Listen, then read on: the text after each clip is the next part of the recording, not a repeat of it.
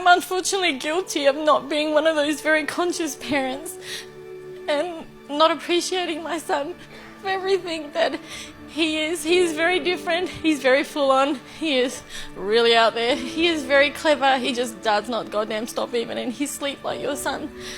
And I don't know how to deal with that shit sometimes, and I just lose it. And we were talking last night about how we speak to our son. And I know I'm not a bad mum. I know that I only did what I knew then. Yeah. How old's your son? He's 8. Beautiful. Do you know the best thing about this scenario right now? What? Do you know when a child's brain becomes fully developed? When they're about 10? No, 28. Oh, 20, oh, thank God, I can fix it. Yeah, you can. But here's what we need to understand as parents. Kids are loud, they're messy, they're all over the place, they're intense, and that's how kids are supposed to be. Kids aren't supposed to be well behaved. They're supposed to basically come into this world and flail their arms and find out where the boundaries are. That's what kids do.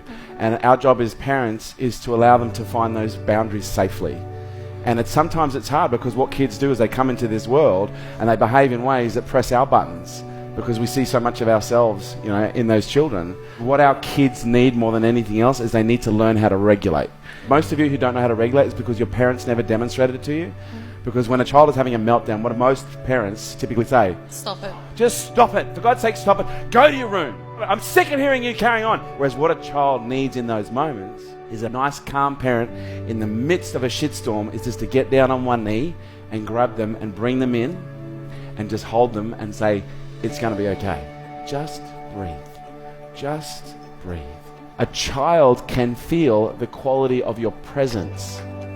And if you're just being with a child, but you're not present with a child, they will literally behave in all sorts of abstract ways because all they want is to feel your presence. Because every time you get pissed off, they may not get the form of presence that they want, but they get the energy. They get the connection. It might be a fit of rage, it creates more pain, but there's a part of them that goes, finally, I'm connected. We need to understand when a child is upset, they just need to be shown how to regulate. And you've got another 20 years to work it out. And he'll push every button on the way, don't you worry. He goes, I'll keep pushing your mum. And I went, oh, fuck. Yeah? But that's their job. Their job is to make us strong, okay? Their job is to teach us. They're the greatest teachers you've ever had. Thank you. Thank you for sharing. 1, 2, 3. Honestly, this is my legacy. And there would be no greater gesture that you can do than to hand this down to the next generation. Show your kids how to regulate and demonstrate to them what calm looks like in the midst of a storm. But I do think parents need to understand the responsibility that is involved with bringing up a child. You've got to ask yourself the question, what kind of a world are we trying to create here?